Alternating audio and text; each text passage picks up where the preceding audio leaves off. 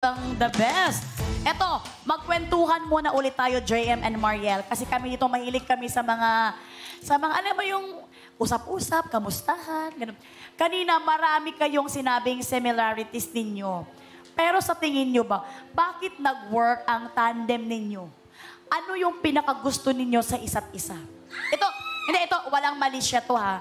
Ano yung gusto mo kay JM na nakita mo? Pinakagusto mo sa kanya bilang partner mo sa singing at ikaw naman, JM, to Maria. Ayusin mo yan, ma'am. Do you feel any pressure mo, right now? Ma'am, ang tawag mo sa kanya? Ma. Pero, Yes, pero ma'am. feeling ko nag-work, ate. Parang, to be honest po, hindi talaga ako nahirapan sa duets namin. Sobrang gaan katrabaho, tapos ano din, parang nagmamatch yung, pares kami ng goals. Na, we're here to enjoy, parang light lang, tapos walang masyadong pressure ba. Tapos, yung pinaka na-enjoy din namin is yung pares talaga kaming Bisaya. Na, kaya namin tinawag each other na, yung team namin as Sidlak Bisdak. And then, ayun, isa sa mga pinakagusto ko ay dahil hinahayaan niya ako na mag-shine. Tapos, with his help din.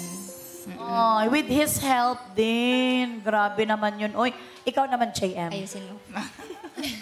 Hindi, kasi naniniwala ko sa talent niya, kaya hinahayaan ko siyang mag-shine. And deserve niya. Opo. And, ayun. Ano kayong question? Ano ang pinakagusto mo? Kay Mariel. Wag ka nang magkuan. Kasi sabi niya kanina, wag ka nang mag-lie. Kasi sabi ni Mariel, to be honest. So ikaw, to be honest din. So, to be honest, mabait din kasi si Maria, tsaka pareho kaming Bisaya. Kapag nagpa-practice kami, puro lang kami tawanan. Ayun, so sobrang na-enjoy ko palagi. Yeah. Hindi, tsaka i-assure din natin si JM. Kasi di ba sabi niya, hinahayaan ko lang mag-shine. Pero alam mo, when you were singing together, you were both shining. Thank you po.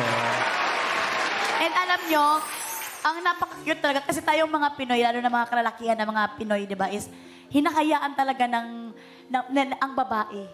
Talaga, ang mga almost sa mga Pilipino talaga is yung lagi ang mga lalaki is nasa likod, hinahayaan. Very gentleman talaga mga Pinoy. Ano, isa sa example yan? Si Cesar. Talagang hinahayaan niyang mauna ang cameraman. Talagang tinutulok niya para talaga magkaroon ng shot ang ating